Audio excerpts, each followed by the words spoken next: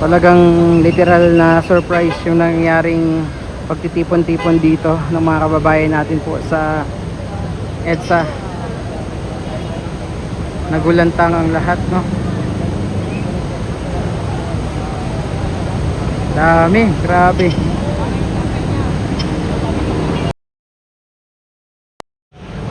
Okay, time check tayo. 1:30 ng hapon. So ito yung way mula dito sa may crossing dito sa Ortigas papunta dun po sa EDSA People Power Monument. And kita nyo naman, parado yan ng mga sasakyan.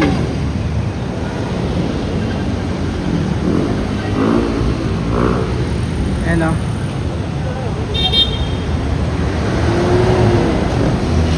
parado ng mga sasakyan.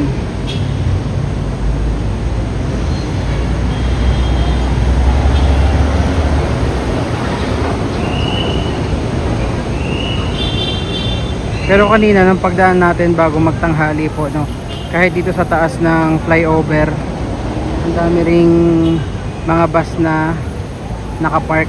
Pero ngayon, ayan, pinaalis na po ata.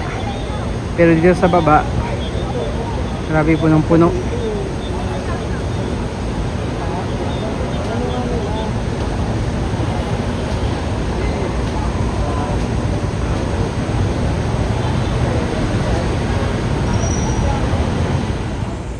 Yan yung mga sasakyan dito sa may intersection. Ayan po, tingnan nyo.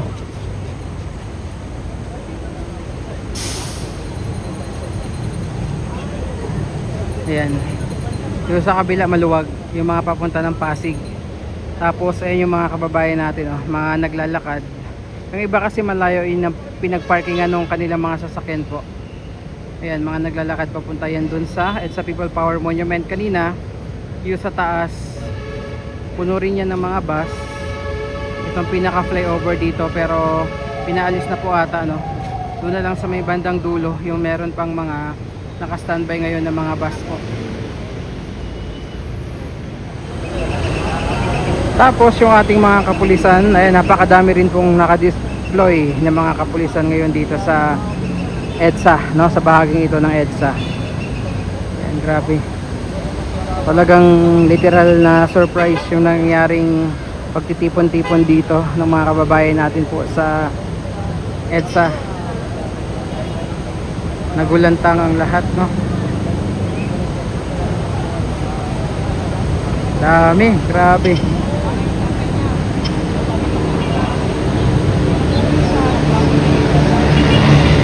Mamaya lakad tayo doon, lapit tayo ulit. Yung ating mga Coast Guard personnel nandito na rin po sa EDSA.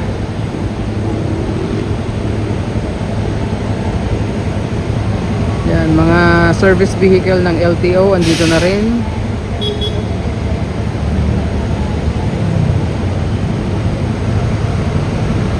Yan. So ito po nakikita nyo na magmula dito, diretso po yan hanggang EDSA People Power Monument, hanggang dun sa may Santolan, puro mga sasakyan. Tapos yung kahabaan din, no, buong kahabaan ng White Plains, may parking lot na po dito sa dami ng mga sasakyan na nakapark. And tuloy-tuloy pa rin po yung datingan ng mga kababayan natin dito. Okay, balik ulit tayo dito sa EDSA People Power Monument. Time check, 2:18 po ng hapon. So yung mga barrier dito sa EDSA bus lane, inaayos nila, no, minumove para gawing 2 lanes. Ayan, oh.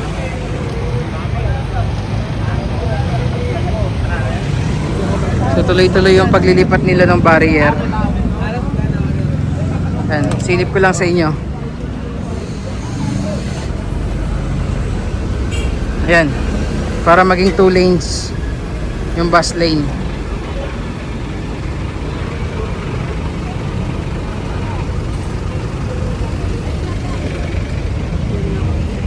Oo, di kulay yun. Pabalik na tayo dito sa People Power Monument po.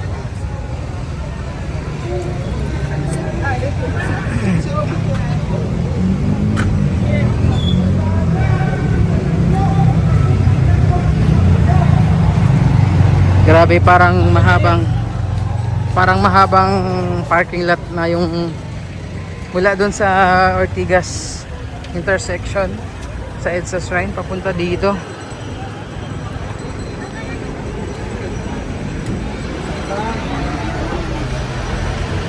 Saan tayo? Nawala yung signal.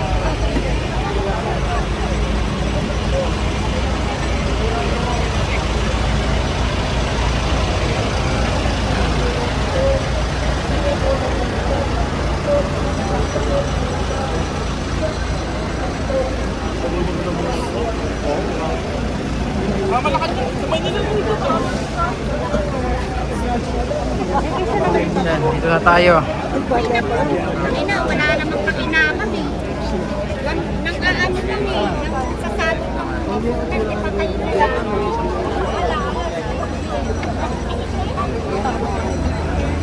Dito na tayo ulit sa EDSA People Power Monument.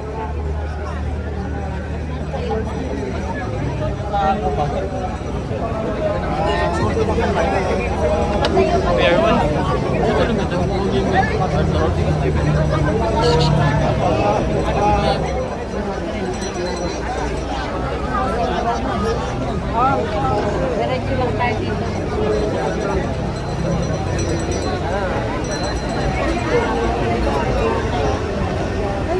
Marami na yata po. Papunta din. Saan pwedeng dumaan? Kasi lago lang tayo diretso.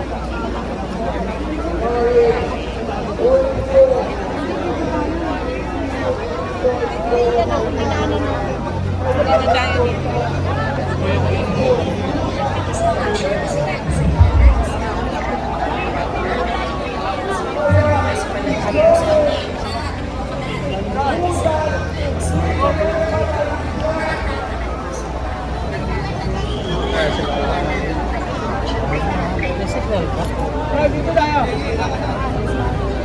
Tawid tayo sa kabila.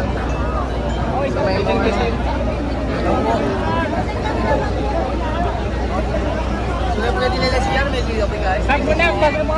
kami naman.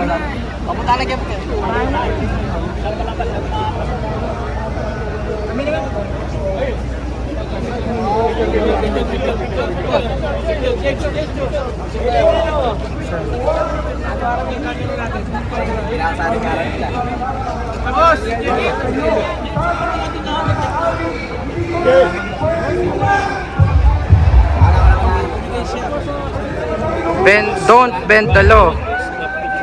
Plunder versus Marcoleta. Pagtatakip sa katotohanan.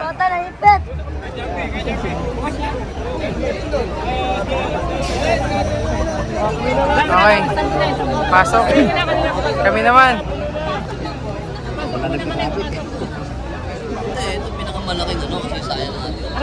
Alis mo na nakaraan.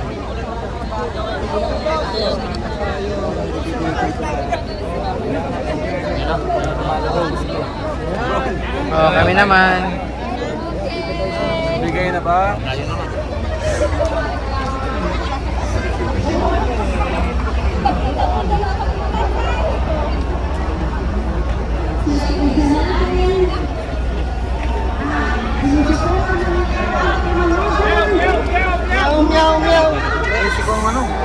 Saga, please.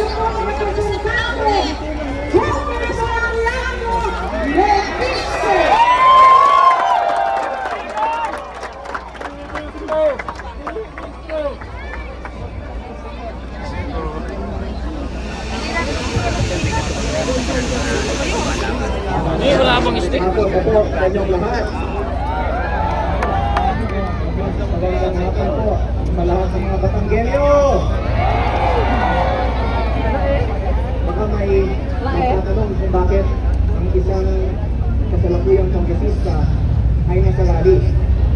Pero ano bang gusto nilang gagawin ng kongresista? Magpapasalalan. Bumaba kayo, hindi sila makatulog. Ito ay trabaho ng mga kongresista para mapakinggan natin ang tunay na pakiramdam at pananaw ng ating mga konstituent. Bakit si Marcoleta ang ikubulong? Eh kayo ang pandarambong. Bulong kayo. Kaway ka din. Kaway ka din. Kaway ka din sa ano. Isum ka yan. Isum yung bot. Gmail. Ha? Gmail, pakita ka. Ayaw po, sige po. Kayo ang Akit ka na lang sa mga napunta dito sa iyong aral. Dahil kahapon pa, may mga young message sa ating Facebook. Kaya lang nasa Sama ka sa EDSA People Power Monument.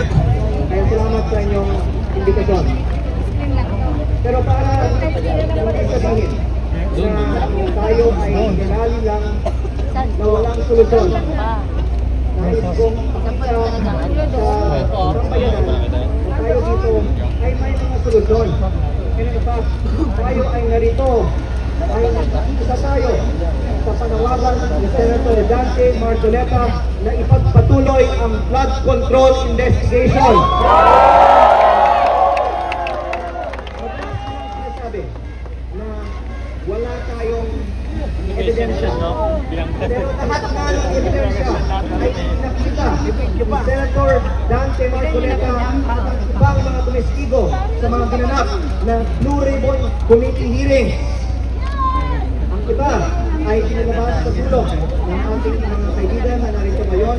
Sabihin ko dito, dating Congressman Mike Defensor.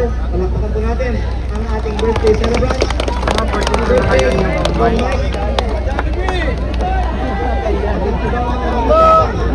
Ang mga dating miyembro ng Armed Forces of the Philippines. Ito po ay hindi mga kwento lamang. Pinakita sa akin ni Kong Mike at ng iba nating mga kasama ang mga resibo ng mga mali-malitang pera na pinamahagi mula sa pondo ng flood control. Sa Kongreso, marami ang may kaalaman tungkol sa korupsyon sa Department of Public Works and Highways, pero takot lamang na magsalita. Sa Senado, marami ang mga nagpahayag na sila ay may first-hand knowledge sa korupsyon sa DPWH.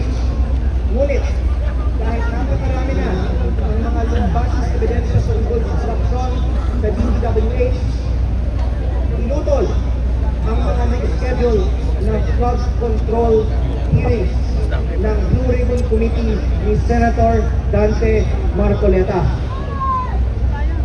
At matapos nilang pinutol ang mga flood control hearings, ang mga nag-imbestiga ay sila pa kinakasuhan. Kaya yun ang naging last straw.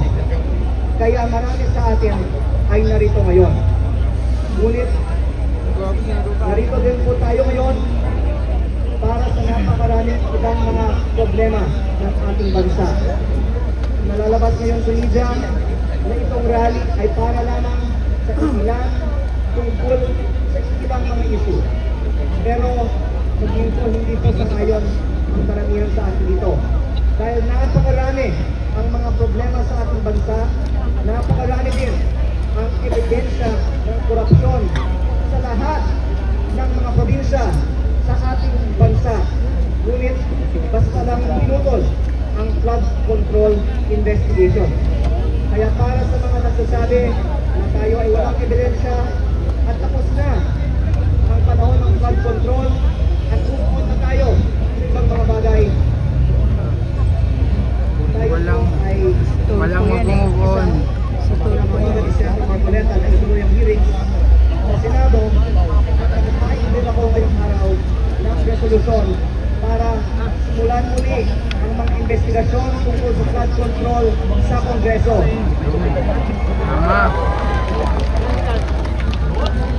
Hindi ko alam kung yan na hilingan na simulan muli ang